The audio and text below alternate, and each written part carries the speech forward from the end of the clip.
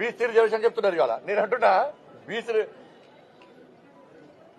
కామారెడ్డిలో వీళ్ళు ప్రకటించింది బీసీ డిక్లరేషన్.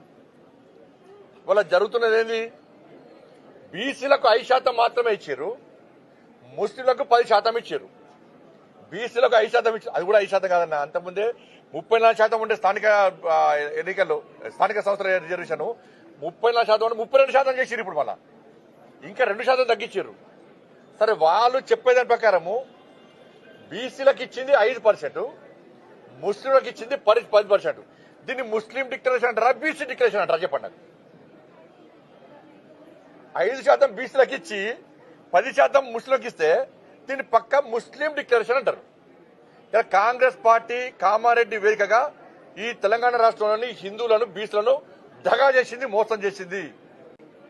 మీరు ఇప్పుడు ఇచ్చేది ముస్లిం డిక్లరేషన్, బీసీ డిక్లరేషన్ కాదు మీరు అమలు చేసేది. మీరు కామారెడ్డిలో ఆ రోజే మేము ముస్లింలకు 10% రిజర్వేషన్ ఇస్తామని చెప్పి కేవలం హిందువులైన బీసీలకు 5% ఇస్తారంటే ఒక్క సీట్ రాకపోతుండే, మీకు ఒక్కరికి వెళ్ళకపోతుండే. మీరు అమలు చేసేది ముస్లిం డిక్లరేషన్. బీసీల బూచి పేరుతోనే ముస్లింలకు న్యాయం చేస్తారు, ముస్లింలకు రిజర్వేషన్ ఇచ్చే ప్రయత్నం చేస్తారు, బీసీలకు అన్యాయం చేస్తారు. సిగ్గు లేకుండా కొన్ని బీసీ సంఘాలు వాళ్ళు ఏ ప్రభుత్వం ఉంటే ప్రభుత్వం కొమ్ము కాస్తారు. ఏ ప్రభుత్వం ఉంటే సిగ్గుండాలి వాళ్ళకి కొంచెం అన్నా. బీసీలకు అన్యాయం చేస్తుంది. ఆలోచించండి, మీరు గుండె చేసుకొని దీన్ని ముస్లిం డిక్లరేషన్ అంటారా, దీన్ని బీసీ డిక్లరేషన్ అంటారా? ఇచ్చేది 5%, 20% వాళ్ళని ఉండనుండే, 10% పోతే 32%, 30%, 20% ఉంది. ఇప్పుడు వచ్చేది 5%. 5% బీసీలకు ఇచ్చి దీన్ని బీసీ డిక్లరేషన్ అంటారా మీరు?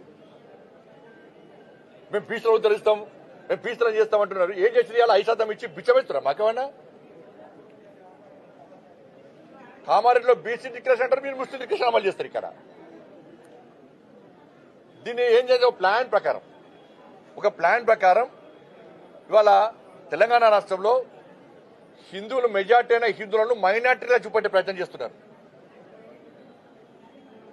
100% ముస్లింలకు రిజర్వేషన్ ఇచ్చి